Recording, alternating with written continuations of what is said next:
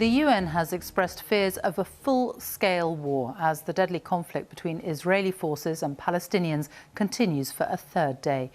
Israel's Prime Minister Benjamin Netanyahu warned Palestinian militants that this was just the beginning, threatening to strike with blows they haven't dreamed of. Tonight, President Biden said he had spoken to Mr. Netanyahu and said he hoped the violence would end sooner rather than later.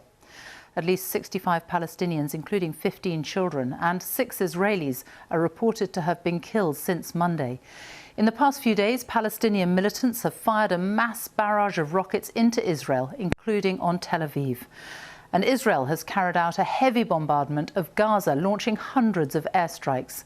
Tensions have been growing in Jerusalem, partly fueled by a long-running threat to evict Palestinians from their homes in East Jerusalem. It all came to a head on Friday at Al-Aqsa Mosque. The site where it stands is highly sensitive, sacred for both Muslims and Jews. Israeli police used CS gas and stun grenades at the mosque, and Palestinian youths threw rocks at them. Here's our Middle East correspondent, Tom Bateman.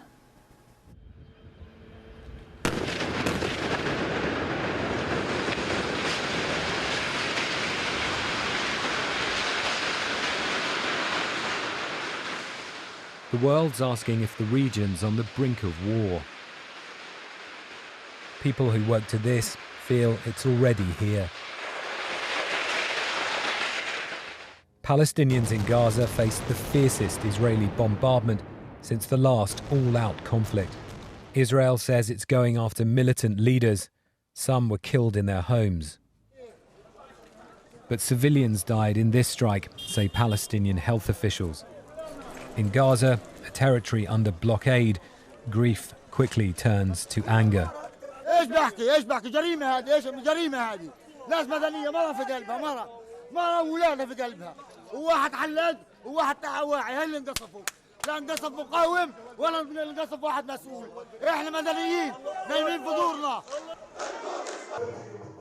Dozens have died here since the violence erupted on Monday, and they're still counting their dead. Rocket fire from Gaza has continued deep into Israel.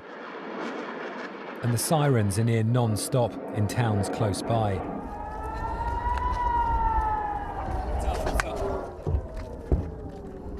Whoa, okay, that's an interception. Let's get in. Jimmy. As we've heard airstrikes pound the Gaza Strip just a couple of miles away throughout the course of this morning into the afternoon. More retaliation, more fire from Gaza. Under fire, Asher and his son Maor ran for safe room. But their neighbour, an 89-year-old woman, didn't make it. She's seriously injured. Her carer died in the strike.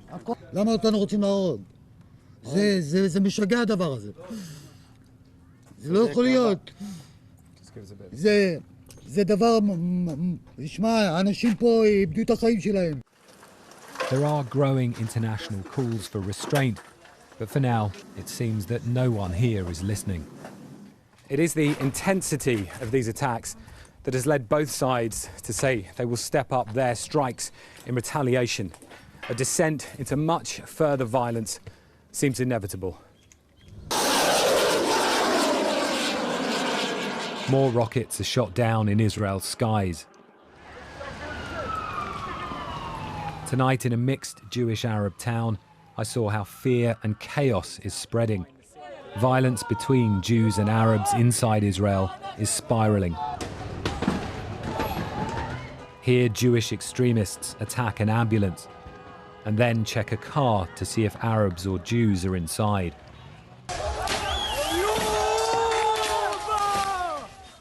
Along the coast, a popular Arab restaurant comes under attack.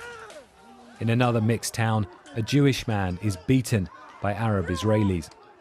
A synagogue has also been torched. Israel's leader calls it anarchy. A wave of anger that started in Jerusalem has spilled out to the occupied territories and into Israel itself. The country's engulfed in multiple flashpoints. It may be too late to contain it now. A curfew being enforced in one of those towns. It seems to be largely ineffective tonight. And Israel's Prime Minister Benjamin Netanyahu has said that he is now considering sending in army troops to some of those areas experiencing those kinds of confrontations. As to the wider military conflict, as you were saying, Sophie, the US President Joe Biden says that his expectation and hope is it should end sooner rather than later, while also saying that he believes Israel has the right to defend itself.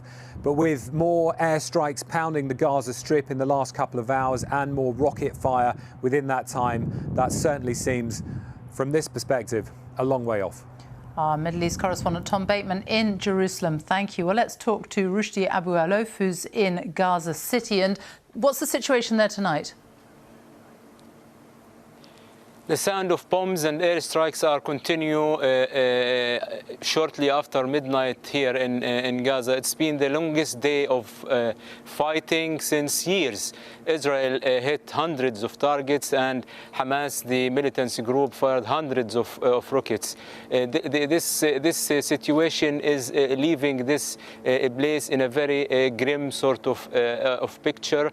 People are suffering from the sound of sonics, the sound of bombing, a very angry and shocking mood to see the scale of destruction around the Gaza Strip.